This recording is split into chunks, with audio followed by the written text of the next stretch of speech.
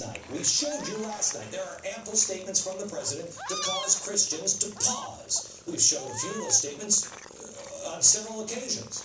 We have said unequivocally that he has said, unequivocally, that we are not a Christian nation. Here's one.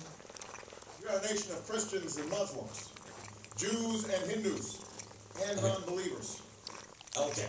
Never been said before to the president in that order. He also mocked the Bible. Whose Christianity would we teach in the schools? Would it be James Dobson's or Al Sharpton's?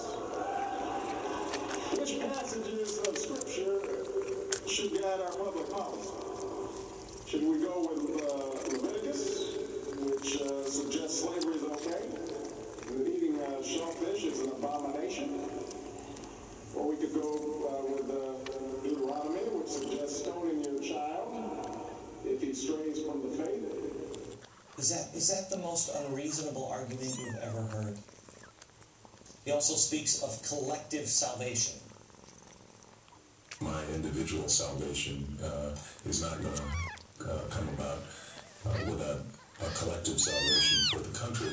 My individual salvation rests on our collective salvation. Our individual salvation always depends on collective salvation. Our individual salvation depends on collective salvation. You go ask your pastor, priest, or rabbi if that is true. You might think someone would follow up on these surveys, since two of his three best-known spiritual advisors, Jeremiah Wright and Michael Flaker, are extremist clergy members, far out of the mainstream of Christianity, into liberation theology. The third, Jim Wallace, is an admitted Marxist. But no. Interest from the supposed big three of TV news? No. Hey, Katie Couric, how are your ratings? No one has paid any attention to the anti-capitalist in the administration.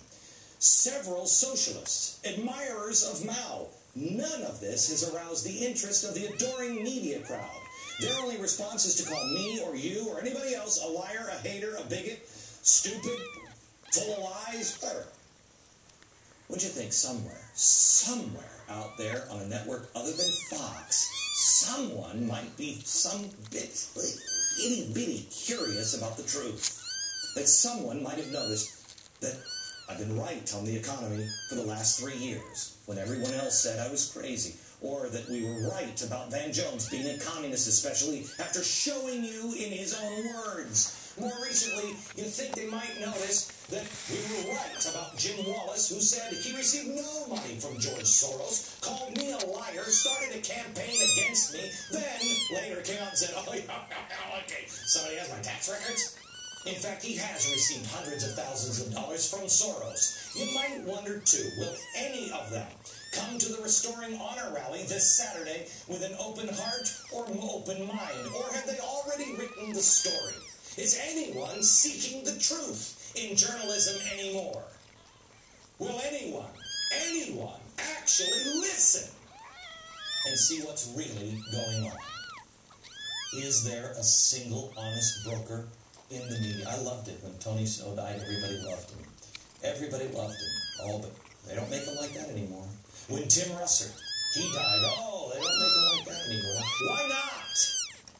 Why not, journalists? Make yourself into those people. Too many journalists have already written their script in their hearts and in their minds.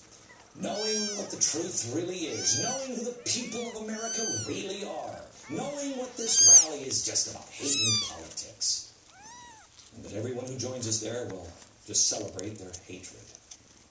I'm looking for one journalist to tell the truth and honestly listen and consider the republic over politics.